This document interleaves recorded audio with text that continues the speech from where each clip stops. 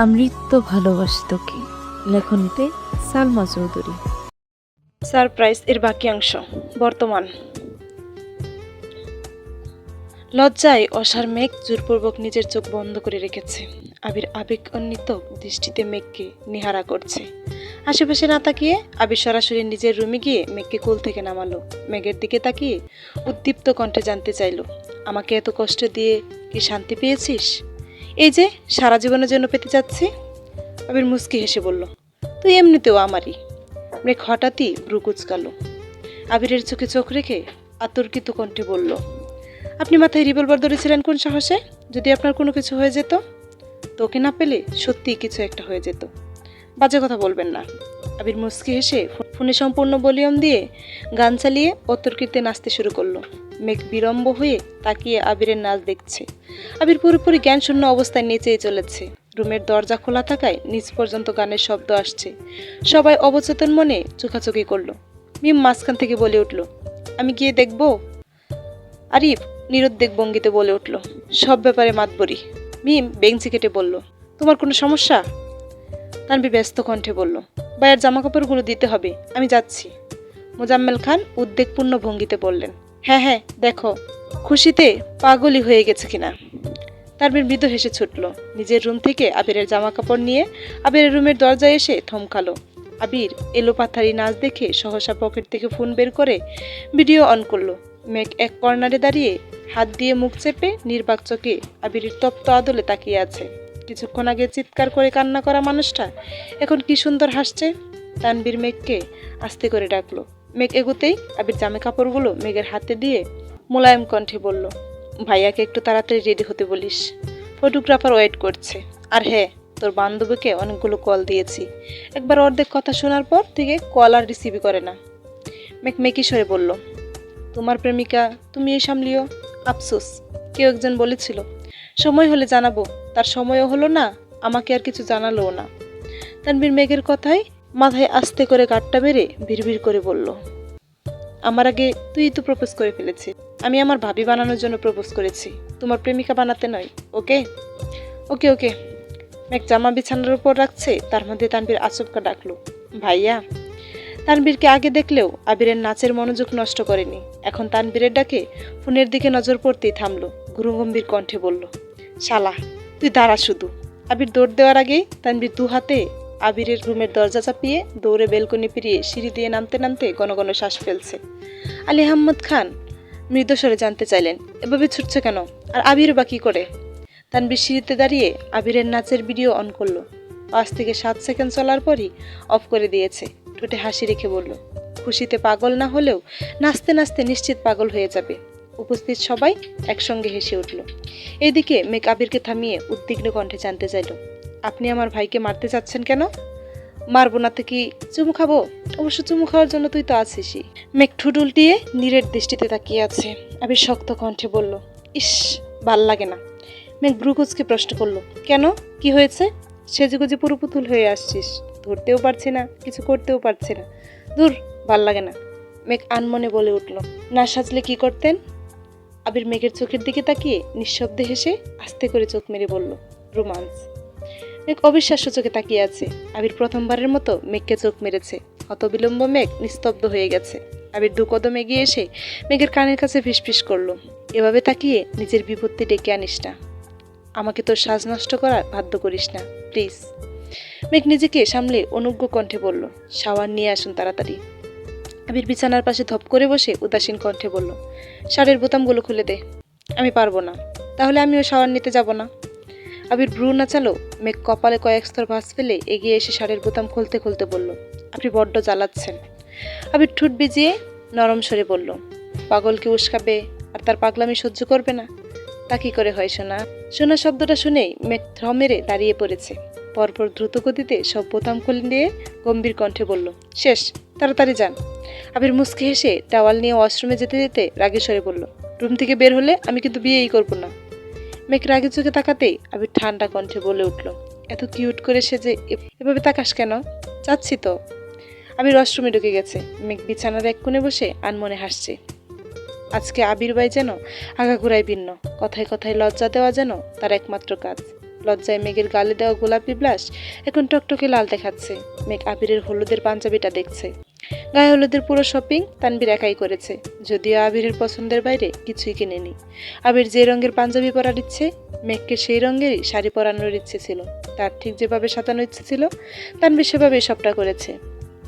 আপাতত বাইরে ফটোশ্যুট হবে, সন্ধ্যার পর মেন প্রোগ্রাম শুরু হবে। তখনের জন্য লেহেঙ্গার কিনে রেখেছে।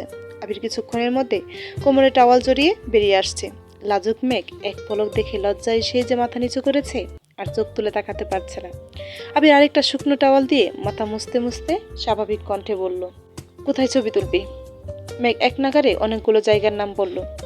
আবির প্রশস্ত নেত্রে তাকিয়ে প্রশ্ন করল, এই 3 দিন কি শুধু জায়গা ঠিক করেছিস? হ্যাঁ, আবির আস্তে করে বলল, এখন পাঞ্জাবিটা পরিয়ে দেন। মেঘ আবারও ঠোঁট উল্টালো। আবির সঙ্গে সঙ্গে বলল, যত দেরি করবি তত কম ছবি তুলতে পারবি, আমি বলে রাখলাম।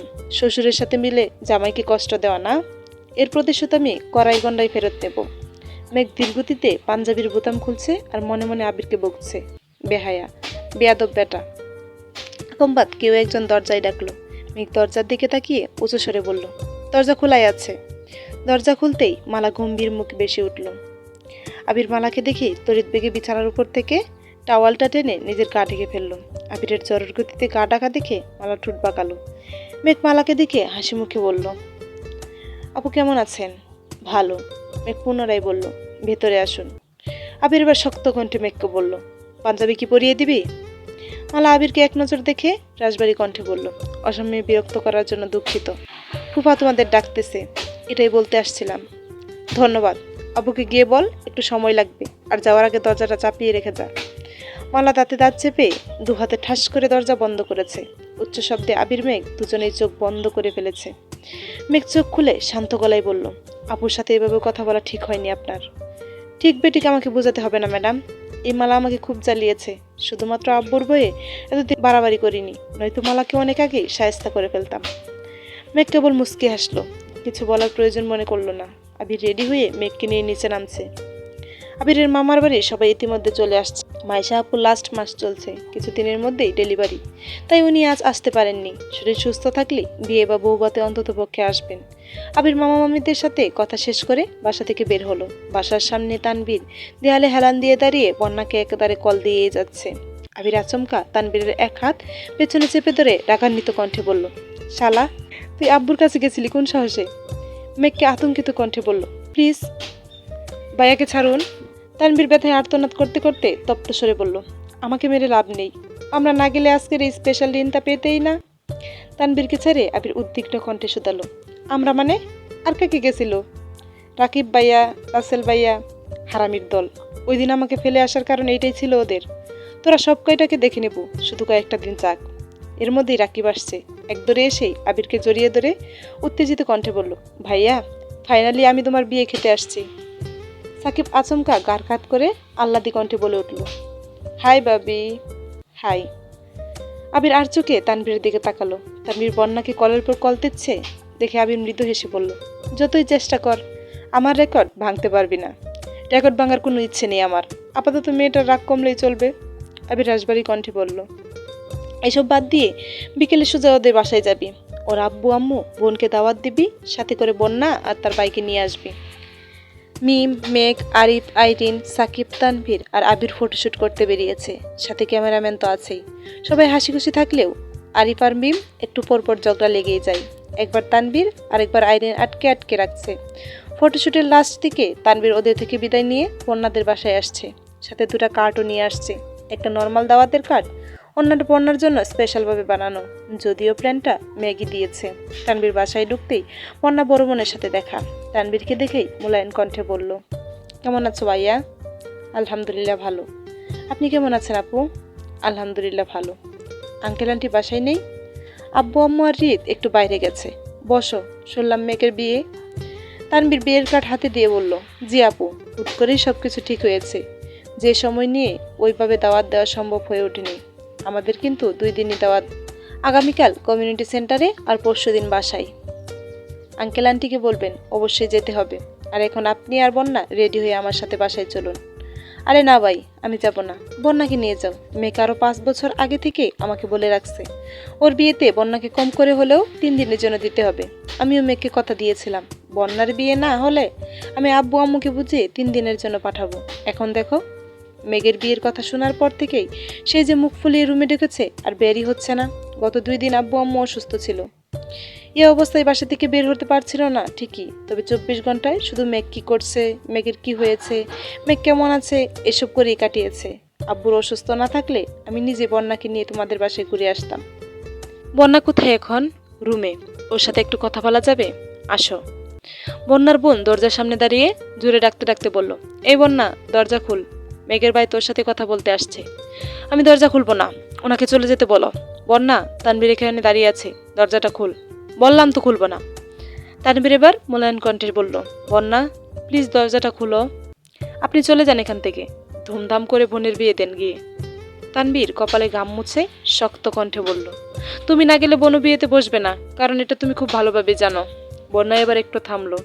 তানবীর শান্ত কণ্ঠে পুনরায় বলল, প্লিজ বন্যা, দরজাটা খুলো, আমার কথাগুলো অন্তত শুনো। বন্যার আগে ফুঁসতে ফুঁসতে দরজা খুলে রাগান্বিত কণ্ঠে বলল, সবকিছু ঠিকঠাক করে এখন আমাকে মিথ্যা গল্প শোনাতে আসছেন? বন্যার বোন ধীর কণ্ঠে বলল, বন্যা আস্তে কথা বল। তানবীর মৃদুস্বরে বলল, সমস্যা নেই আপু, ওকে বলতে দেন। বন্যার বোন স্বাভাবিক কণ্ঠে বলল, তুমি ওর সাথে কথা বলো, আমি চা নিয়ে আসছি।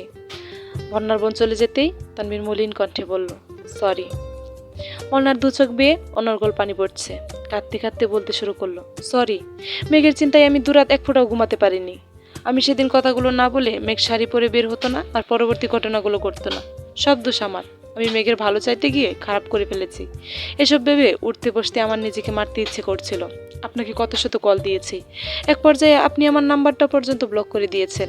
আমি দিশা বিশা পাচ্ছিলাম না, বাসায় আব্বু অসুস্থ, ওইদিকে মেঘের কি হয়েছে জানতেও পারছিলাম না। আপনাদের বাসায় যাওয়ার শক্তি আর সাহস কোনোটাই পাইনি। আমাকে এত কষ্ট কেন দিয়েছেন আপনারা? আমি আপনাদের কি এমন ক্ষতি করেছি? একটাবারের জন্য কি জানানো যেত না আমায়? তানবীর বন্যার দিকে তাকিয়ে অনুজ্ঞ কণ্ঠে বলতে শুরু করলো, তুমি বিশ্বাস করো, আমি বাবনু চাইলেও কিছু করতে পারছিলাম না। যেখানে ভাইয়ার সাথে পর্যন্ত যোগাযোগ বন্ধ করতে বাধ্য করা হয়েছে, কতটা চাপে ছিলাম আমি একবার ভাবো।